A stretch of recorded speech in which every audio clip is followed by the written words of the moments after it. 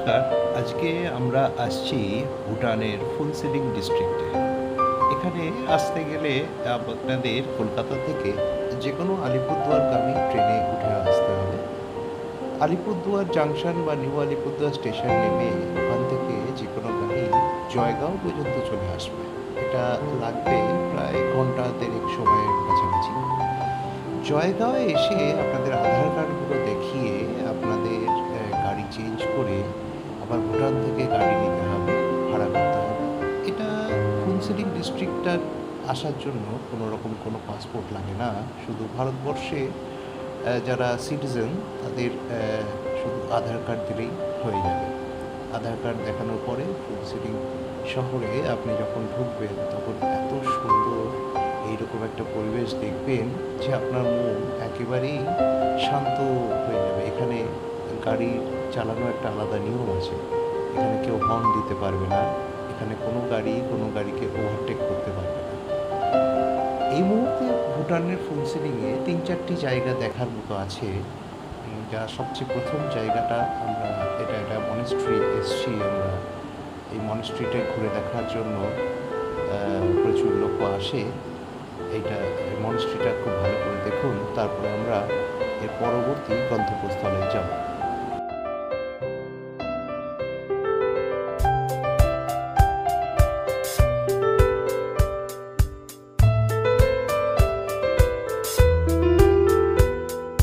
এখান থেকে পুরো জয়গাঁও শহরটা দেখা যায়। একটা দারুণ দৃশ্য। এখানে আপনারা যখন আসবেন খুবই সুন্দর একটা ভিউ দেখতে পারবেন এখান থেকে।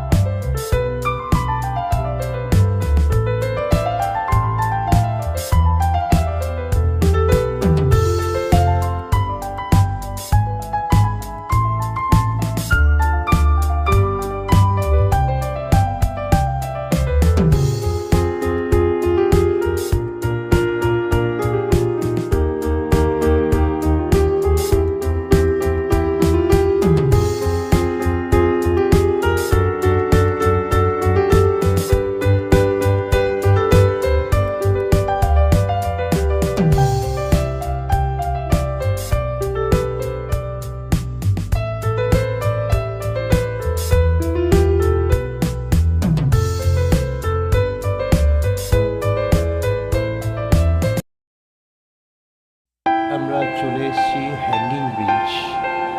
এই হ্যাঙ্গিং ব্রিজটায় এই যে এইভাবে আমরা যখন এর উপর দিয়ে যাই, এত সুন্দর এটা দোলে, একটু ভয়ও লাগে, কিন্তু দারুণ একটা পরিবেশ। এটা আপনারা অবশ্যই এখানে এসে ঘুরতে পারবেন, খুবই ভালো লাগে।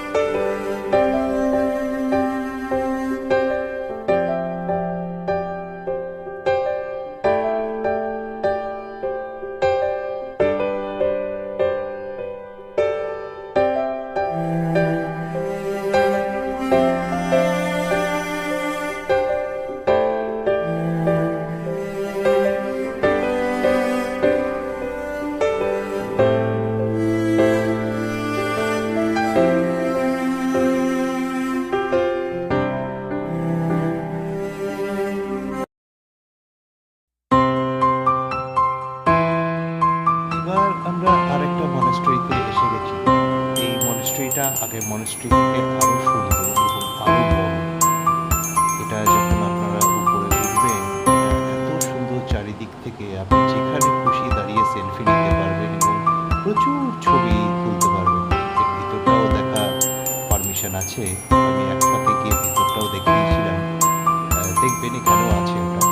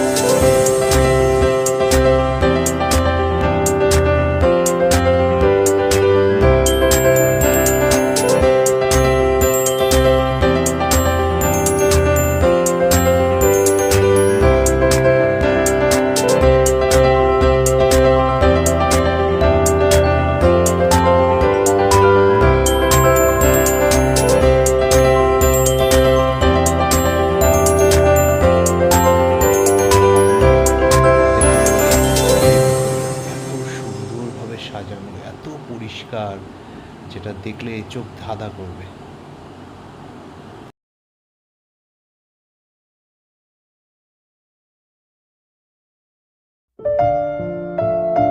চলে এলাম ফুলসিলিং মার্কেটে। এখানে নানান ধরনের সুভেনিয়ার আপনারা কিনতে পারবেন।